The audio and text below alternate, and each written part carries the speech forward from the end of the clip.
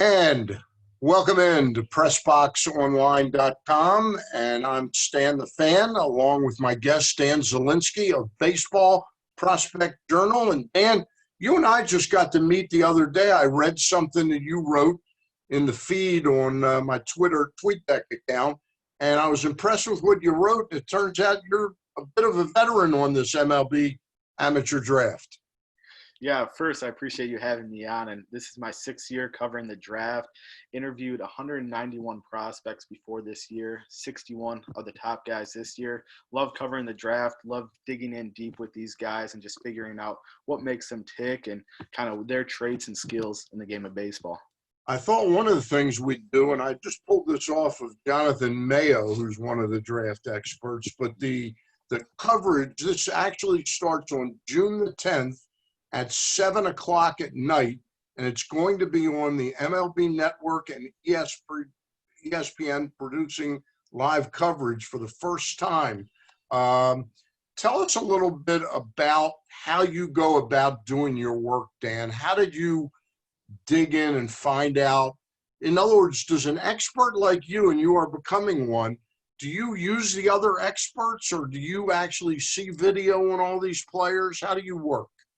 Sure, that's a great question. So obviously I'm always kind of reading other people's draft work, just seeing kind of what buzz they're hearing, also studying a lot of video of these top guys, and also just talking to different scouts that I've developed relationships with over the last few years and just seeing kind of their thoughts on different guys, maybe some guys that they feel are underrated, and just use a culmination of different things to just try to produce the best content possible to help give the readers that are reading my profiles the best content possible on these guys.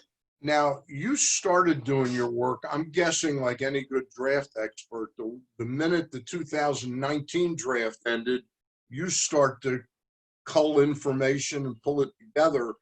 How much did you get thrown for a loop with the pandemic and a draft that normally would be 40 or more rounds is now going to be concealed to 5 rounds?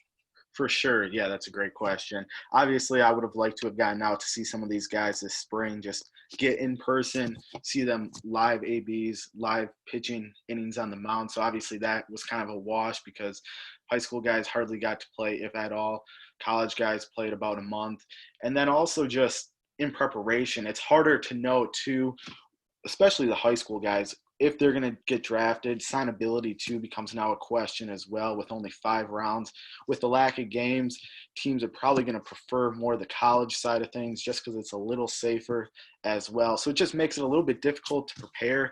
Information from scouts is also a little bit difficult compared to previous years just because it's kind of an unknown at this point, even still a month or a week away about. So definitely just a different situation, a lot more difficult in terms of preparing because of just everything and all the craziness over the last few months.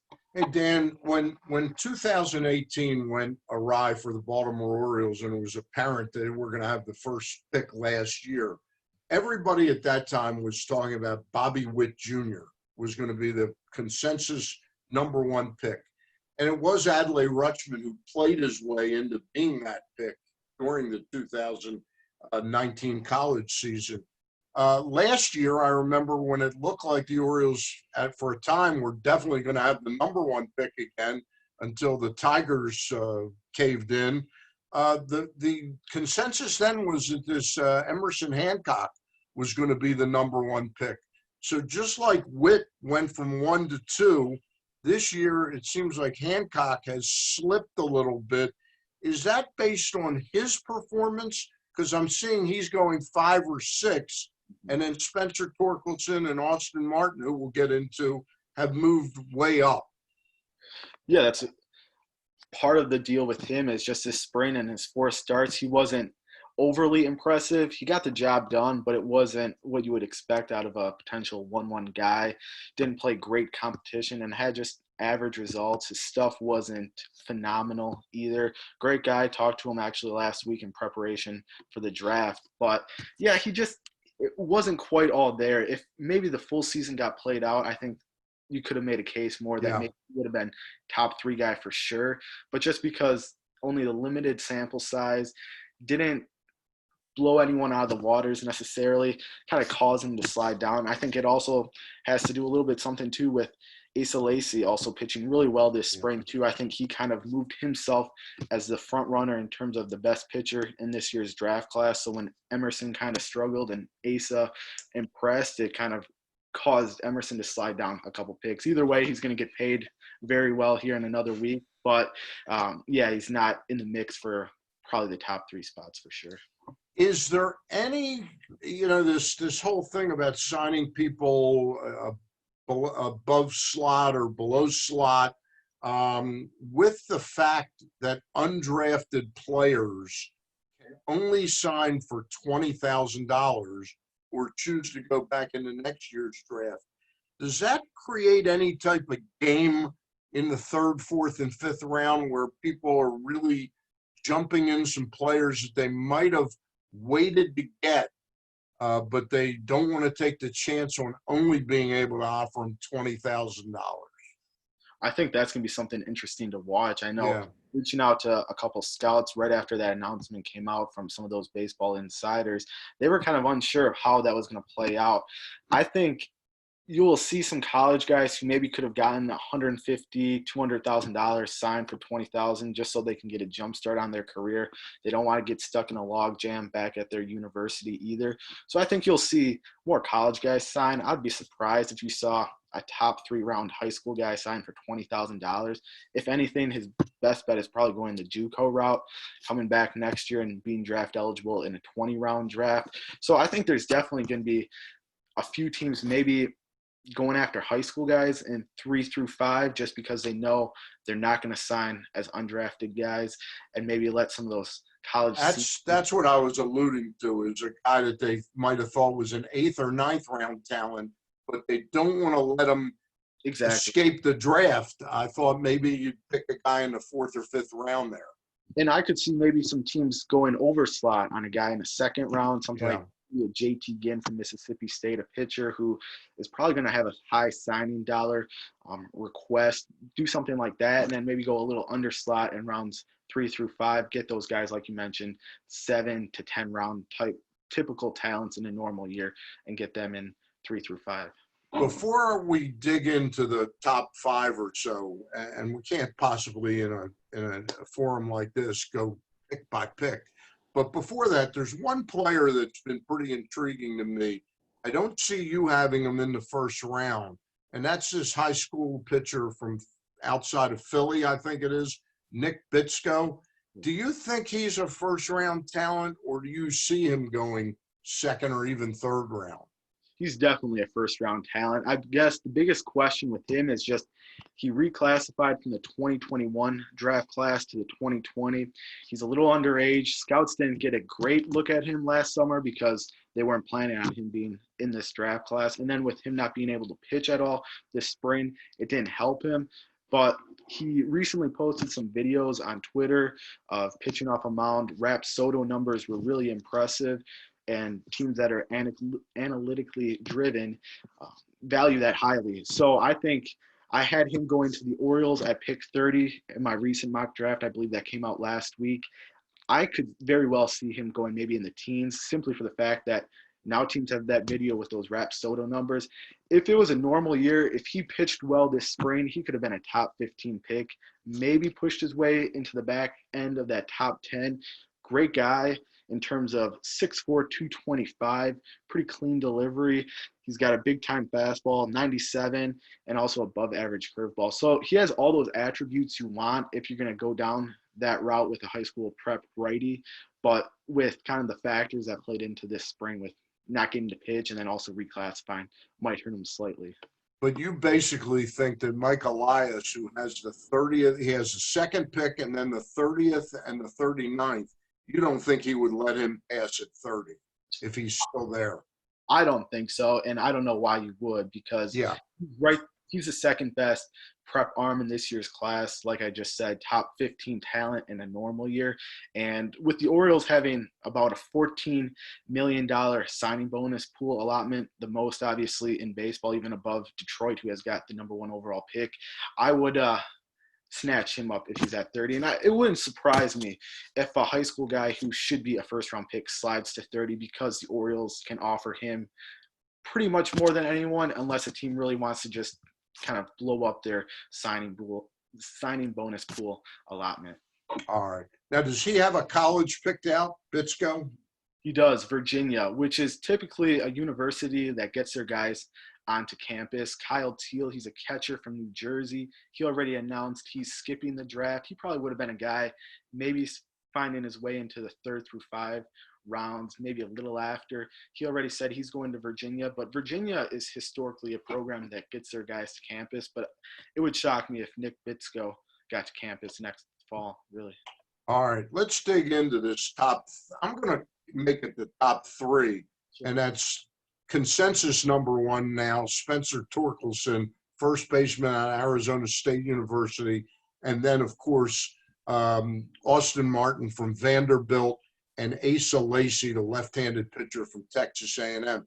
You have no problem with saying that those 3 are kind of head and shoulders above the rest of the crowd, with this one outfielder coming on quite a bit. How do you pronounce his last name? Heston Jerstad? Well, Heston Kjerstad, the outfielder. Okay. So, yep. All right. You think he's somebody that's moved up this year? Yes and no. I mean, I think he's moved up, being instead of maybe middle of the pack first round to a top 10 pick. There's a lot of buzz about him going to Pittsburgh at 7. Okay. I think that's a very good likely landing spot for him. But I don't see him being better than the top 3 you listed. Okay. All right. As recently as, and I do a baseball power rankings every week when the season's going on. I've been doing that for 6 or 7 years. And it's weird how one week you move a team one way or the other. But I looked at your mock drafts, and you had Austin Martin going to the Tigers from sort of January, February, March, even until May. And then your most recent draft, you've kind of gone along with the crowd now that thinks that Torkelson's number 1. Would it shock you beyond belief if the Detroit Tigers ended up taking Austin Martin at number 1? It wouldn't at all, really, because I knew the Tigers were kind of had those guys neck and neck for one point. And to me, Austin Martin is the best player in this year's draft class. I think his tool set all around is better than Torkelson's. So I personally, if I was drafting for the Tigers, I would take Austin Martin 1-1. But like you said, it seems like Torkelson is going to be the guy from everything I'm hearing. He's a guy who I talked to one scout about a month ago now, thought if the Tigers really wanted to, they could put him right in the major leagues right away. He's really good with his hit tool and power tool, but no college first baseman has ever gone 1-1 in the draft history. And when you have a guy whose value is completely tied into 1 or 2 tools, to me, that's a lot of risk because he's got to be an MVP type hitter to get the full value out of him. There's a lot of first basemen that hit for power and driving runs. There's not a lot that are that complete package with hitting for average and also being kind of that MVP caliber statistically with the home runs and RBIs too. So there is some risk, I think, involved with that. How close is he to the guy the White Sox took last year, the first baseman? Andrew Vaughn out of Cal. Vaughn, yeah. I believe they took him 3rd overall last year.